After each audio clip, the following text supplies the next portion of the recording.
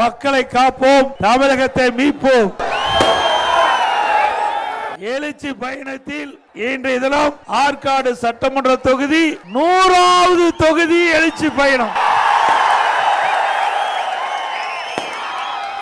நான் ஜூலை 7ஆம் தேதி கோவை மாவட்டம் மேட்டுப்பாளையத்தில் என்னுடைய எழுச்சி பயணத்தை துவங்கி இன்றைக்கு நம்முடைய ஆற்காடு சட்டமன்ற தொகுதியில 100வது சட்டமன்ற தொகுதியில இந்த எழுச்சி பயணத்தில் உங்களை கண்டு உண்மையே மகிழ்ச்சி.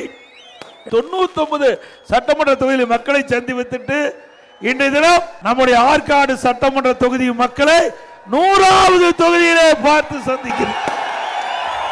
வாய்ப்பை நீங்கள் வழங்கியமைக்கு மனமாற உளமாற அனைவருடைய பாதம் தொட்டு வணங்குகின்றேன்.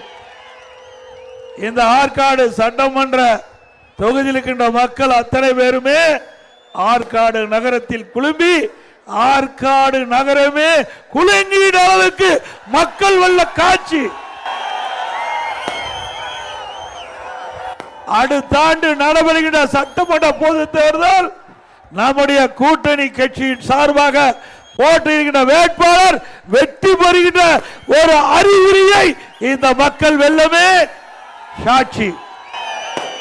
மொபைல் ஸ்டேஷன் நேயர்களுக்கு வணக்கம். எடப்பாடி பழனிசாமி அவர்கள் சுற்றுப்பயணம் இன்றோட 100 தொகுதி முடிஞ்சிச்சு அப்படின்னு சொல்லிட்டு ரொம்ப சந்தோஷமா இன்னைக்கு பிரச்சார கூட்டத்தில் சொல்லியிருக்காரு. கிட்டத்தட்ட 34 நாள் பிரச்சார பயணம் செஞ்சிருக்காரு. அது இல்லாம 10,000 கிலோமீட்டர் இது வரைக்கும் பயணம் செஞ்சிருக்காரு. அது இல்லாம 100 தொகுதியில பிரச்சார கூட்டங்கள், அதாவது மக்களை காப்போம், தமிழகத்தை மீட்போம் அப்படின்னு சொல்லிட்டு தமிழ்நாடு முழுவதும் சுற்றுப்பயணத்தை ஆற்காடு தொகுதி தாங்க 100வது தொகுதி அப்படின்னு சொல்லிட்டு ரொம்ப சந்தோஷம் சொன்னார்னே நம்ம சொல்லலாம். இப்போ 3ஆம் கட்ட பிரச்சாரம் போயிட்டு இருக்கு. கிட்டத்தட்ட எடப்பாடி பழனிசாமி அவர்கள் 34 நாட்கள் பிரச்சாரத்துல மக்களுடைய ஆதரவு ரொம்பவும் அவருக்கு பெருகி போயிருக்கு அப்படின்னு சொல்லிட்டு எல்லாருமே சொல்றாங்க. நிறைய இடத்துல கிட்டத்தட்ட பேசி முடிக்கும் போது 11 மணி ஆகுது. அந்த 11 மணி ஆனா கூட கூட்டம் அப்படியே கலையாம அந்த இடத்துல நின்று அவர் பேசி முடிக்கிற வரைக்கும் கூட்டம் இருக்குது.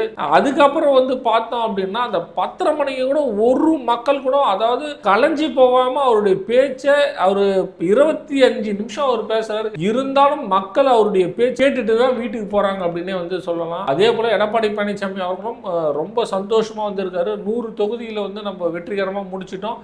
3ஆம் கட்ட பிரச்சாரம் போயிட்டு இருக்கு. இப்போ அடுத்தடுத்து என்னென்ன தொகுதி எல்லாம் போக போறாரு அப்படின்னு சொல்லிட்டு நம்ம பொறுத்து இருந்து பார்க்கலாம். நன்றி.